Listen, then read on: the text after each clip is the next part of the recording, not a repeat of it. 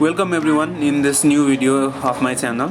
In this video I am going to explain some model questions which are asked in entrance examinations. These model questions are taken from this Uniglobe model questions. Okay, let's start the video. Before starting the video, I would like to request you all to subscribe the channel and share this video with others. ल अब यहाँ 1 नम्बरमा हेरौँ. Which of the following is a circle? यो मध्ये सर्कलको equation कुन चाहिँ हो भनेर सोधेको छ. यसको आन्सर बी हुन्छ. x² + y² = a². This is the equation of the circle. यो चाहिँ इक्वेसनको सर्कलको इक्वेसन भयो. अब 2 नम्बरमा हेरौँ. How many proper subsets can be obtain from the set a = 1 2 3. है यो सेट 1 2 3 एलिमेन्ट भएको यो सेटबाट चाहिँ कतिवटा प्रपर सबसेट्सहरू बन्न सक्छ भनेर छ.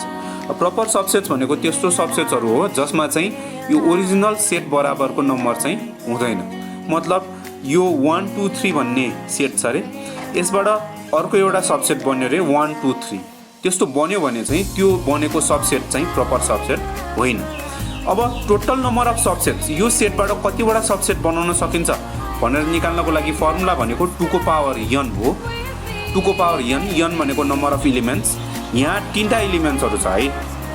यो सेटमा 3टा एलिमेन्ट्स छ, त्यही भएर 2 को पावर 3 गर्दाखेरि 8 आउँछ. अब नम्बर अफ प्रपर सबसेट्स भनेको चाहिँ एउटा कम हुनु पर्यो, त्यो भनेको 7. 7 चाहिँ नम्बर अफ प्रपर सबसेट्स भयो. अब अर्को हेरौँ. What is the median of the following data. यो डाटाबाट बन्ने निक्लिने मिडियन कुन चाहिँ हो. यो सजिलो छ. यसलाई पहिला अरेन्जिङ इन एसेन्डिङ अर्डर गर्न सक्छौँ. एसेन्डिङ अर्डरमा अरेन्ज गर्दाखेरि कस्तो आउँछ त 5 7 9 10 अनि 13. अब बिचमा भएको नम्बर कुन चाहिँ हो त्यो नै मिडियन हुन्छ. 9 बिचमा छ, त्यही भएर मिडियन चाहिँ 9 हुनु पर्यो. बुझ्यो. अर्को छ 1 2 3a 1 2 3a. HCF of 1 2 3a 1 2 3a को HCF भनेको चाहिँ अब यिनीहरूको कमन फ्याक्टर्सहरू केही पनि छैन, त्यही भएर HCF 1 हुनु पर्यो. अर्को हेर. If the average of 5 6 7 and W is 10, what is the value of W. यो भनेको मिनको फर्मुला लगाएर गर्ने हो. मिनको फर्मुला इन्डिभिजुअल सिरिजमा याद छ होला. Sum of terms upon number of terms. अब 5 + 6 + 7 + W अपन 4 = 10 गर्ने. 10 × 4 गर्दाखेरि 40 आउँछ. अब 5 + 6 11 11 + 7 गर्दाखेरि 18. अब 18 अर्को साइडमा जाँदाखेरि -18 भनेपछि 40 - 18 40 - 18 गर्दाखेरि 22 आउँछ. त्यही भएर यसको एन्सर चाहिँ 22 हुनु पर्यो. W को भ्यालु 22. अब त्यसपछि अर्को क्वेसन हेरौँ. यहाँ इङ्ग्लिसको क्वेसनहरू दिएको छ. Why don't you try to come home. यहाँ चाहिँ by under until up to. यसमा एन्सर बाई 9 o'clock हुन्छ. अर्को my father dash to the golf club for the past 25 years. Has belonged. He was belonging हुँदैन, ह्याज बिन बिलोङ्ड होइन, ह्याज belonging पनि होइन, ह्याज बिलोङ्ड be नम्बरको हुनु पर्यो. अर्को Portuguese is quite similar to हुनु पर्यो. Similar from, similar to, similar with छ.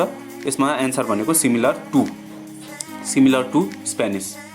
अर्को my youngest sister got married. A marriage होइन, गट म्यारिज होइन, वाज म्यारिड टु होइन, गट म्यारिड. बी नम्बरको एन्सर हुनु पर्यो. अर्को हेर. Paper is made from wood हुनु पर्यो. है paper is made from wood हुनु पर्यो. यसमा पनि यदि चियर इज मेड भइदिएको भए चियर इज मेड अफ हुन्थ्यो, किनकि चियर र काठ भनेको त अब त्यस्तै भयो नि. यहाँ चाहिँ पेपर र काठ भनेको, पेपर र वुड भनेको डिफ्रेन्ट प्रपर्टिज भएको सब्सटेन्स भएको कारणले पेपर इज मेड फ्रम हुन्छ, तर चियर इज मेड अफ हुन्छ. है किनकि चियरलाई टुक्रा टुक्रा पार्ने हो भने पनि वुड नै बन्छ, तर पेपरलाई टुक्रा पार्ने हो भने त वुड बन्दैन नि होइन. यो त डिफ्रेन्ट सब्सटेन्स बनेको जस्तै भयो. त्यही भएर paper is made from wood हुनु पर्यो. जस्तै कि चिज इज मेड फ्रम मिल्क भने जस्तै यहाँ पनि paper is made from wood हुनु पर्यो. त्यसपछि नेपालीको क्वेसनहरू छ. यहाँ र माधव घिमिरेलाई कुन उपनामले चिनिन्छ. माधव घिमिरेलाई राष्ट्रकवि को उपनामले चिनिन्छ. राष्ट्रकवि एन्सर हो. अर्को तलका शब्दहरूमध्ये नामको उदाहरण कुन हो. नामको उदाहरण कलम हो. ऊ सर्वनाम भयो, कालो विशेषण भयो, बुरुक्क भनेको क्रिया विशेषण, त्यही भएर कलम चाहिँ नाम भयो. अर्को तलका शब्दहरूमध्ये नामयोगीको उदाहरण के हो? नामयोगीको उदाहरण सँग है। अर्को लक्ष्मीप्रसाद देवकोटाको मृत्यु कहिले भएको? लक्ष्मीप्रसाद देवकोटाको मृत्यु 2016 सालमा भएको, विक्रम सम्वत 2016। मुनामदन कसले लेखेका हुन्? यो त अत्यन्त सजिलो छ, लक्ष्मीप्रसाद देवकोटा नै। त्यसपछि अर्को हेरौँ, यहाँ बायोलोजीको क्वेसन्सहरू छ। Which blood cell is commonly called erythrocyte? Erythrocyte भनेर कुन चाहिँ ब्लड सेललाई भनिन्छ अरे? इराइथ्रोसाइट भनेर रेड ब्लड सेल्सहरूलाई भनिन्छ है, याद छ होला। व्हाइट ब्लड सेल्सहरूलाई ल्युकोसाइट्स भनिन्छ भने प्लेटिलेट्सहरूलाई थ्रोम्बोसाइट्स भनिन्छ। अर्को bryophytes are called amphibian plant. ब्रायोफाइट्सहरूलाई एम्फिबियन प्लान्ट्स भनिन्छ अरे, किन भन्दाखेरि because they need water for fertilisation, सीको है। अर्को सिफेलोथोरेक्स। सिफेलोथोरेक्स भनेको क्रुस्टेसियामा पर्ने, क्रुस्टेसिया क्लासमा पर्ने एनिमल्सहरूमा हुन्छ। Cephalothorax is found in prawn. अर्को AIDS is not transmitted by. कसरी चाहिँ ट्रान्समिट हुँदैन भनेको छ? कफिङ एन्ड स्निजिङ, बी नम्बर। अर्को viruses cannot be cultured in artificial media. Artificially भाइरसहरूलाई चाहिँ हामी कल्चर गर्न सक्दैनौँ, प्रड्युस गर्न सक्दैनौँ आर्टिफिसियल इन्भाइरोमेन्टमा, किन भन्दाखेरि they can only multiply in living cell. यो चाहिँ ए नम्बरको भयो। अब अर्को क्वेसन हेरौँ। अर्को क्वेसन पनि यही कलेजको छ। यहाँ हेर, 1 नम्बरमा म्याथमेटिक्सको क्वेसन छ। Ram is 20% less efficient than Shyam. If Shyam can finish a work in 20 days, Ram takes how many days? है, राम चाहिँ श्यामभन्दा 20% लेस एफिसिएन्ट छ अरे। श्यामले त्यो काम चाहिँ अब 20 दिनमा सिद्ध्याउँछ भने रामलाई चाहिँ कति दिन लाग्छ भनेको छ। यो क्वेसन गर्नको लागि चाहिँ मैले यहाँ रफ गरिदिएको छु। हेर, Shyam can finish 1 work in 20 days। अब Shyam can finish 1/20 work in 1 day। 20 दिनमा चाहिँ एउटा काम सिद्ध्याउँछ भने 1 दिनमा चाहिँ 1/20 वर्क गर्न सक्छ। अब वर्क डन बाई राम चाहिँ 20% लेस एफिसिएन्ट भनेको छ नि त।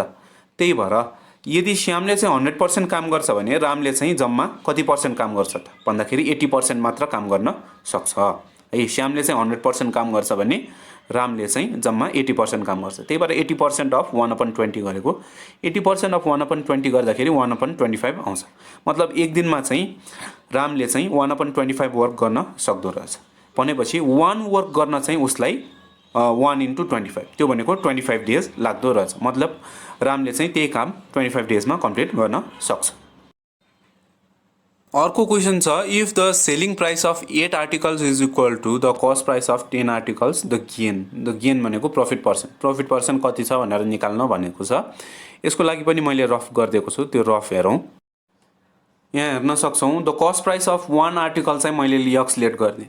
अब एउटाको कस्ट चाहिँ यक्स भयो, अब 10 वटाको कस्ट भनेको 10x। त्यही भएर सिपी अफ 10 आर्टिकल्स भनेको चाहिँ 10x भयो। अब क्वेसनले के भनेको छ? CP of 10 articles is equal to SP of 8 articles. त्यही भएर एसपी अफ 8 आर्टिकल्स पनि ₹10x नै हुनु पर्यो है। सिपी 10 आर्टिकल्सको सिपी जति छ, 8 आर्टिकल्सको एसपी पनि त्यति नै हुनु पर्यो, 10x नै हुन्छ। अब एसपी अफ 1 आर्टिकल भनेको चाहिँ कति त भन्दाखेरि 10x/8 हुन जान्छ है। एउटाको त कम हुनु पर्यो नि, त्यही भएर डिभाइड गरे। अब प्रफिट पर्सेन्ट हो। यहाँ प्रफिट पर्सेन्टको फर्मुला याद छ होला, त्यो भनेको SP minus CP upon CP into 100% है। मतलब प्रफिट अपन सिपी इन्टु 100% नै हो। यहाँ मैले डाइरेक्ट गरिदिएको छु। एसपी माइनस सिपी गर्दाखेरि 10x/8 minus x, 10x/8 minus x upon x into 100%।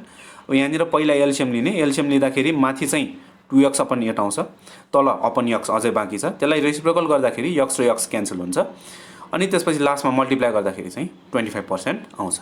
यसरी चाहिँ हामी एन्सर निकाल्न सक्छौँ। भनेपछि प्रफिट पर्सेन्ट भनेको 25%। 3 नम्बरको क्वेसन हेरौँ। अब 3 नम्बरको क्वेसनमा the value of tan square 45 plus cos square 45 is भनेको छ। tan स्क्वायर 45 भनेको त 1 को स्क्वायर हुन्छ, 1 नै, प्लस cos स्क्वायर 45 भनेको cos 45 को स्क्वायर, cos 45 भनेको 1/√2, 1/√2 को पनि स्क्वायर भनेको 1/2। अब 1 + 1/2 हुने भयो। 1 + 1/2 भनेको एलसिएम गरेपछि 2 + 1/2 आउँछ, त्यो भनेको 3/2 भयो। अर्को 4 नम्बर हेरौँ। 4 नम्बरमा भनेको छ at the rate of 3000 revolutions per minute how many revolutions will a wheel make in k seconds. 1 मिनटमा चाहिँ 3000 रिभोल्युसन्स गर्न सक्छ अरे। भनेपछि 1 के सेकेन्ड्समा चाहिँ कति रिभोल्युसन गर्छ भन्ने छ। अब 1 मिनेटमा चाहिँ 3000 रिभोल्युसन्स भए 1 सेकेन्डको निकाल्नु पर्यो भने चाहिँ कसरी गर्ने त 3000 डिभाइड बाई 60 3000 डिभाइड बाई 60 गर्दाखेरि चाहिँ आउँछ 50 मतलब 1 सेकेन्डमा चाहिँ 50 रिभोल्युसन्स गर्न सक्दो रहेछ। अब के सेकेन्ड्समा चाहिँ 50k हुन्छ है 1 सेकेन्डमा 50 भए के सेकेन्ड्समा 50 इन्टु के त्यो भनेको 50k बी एन्सर।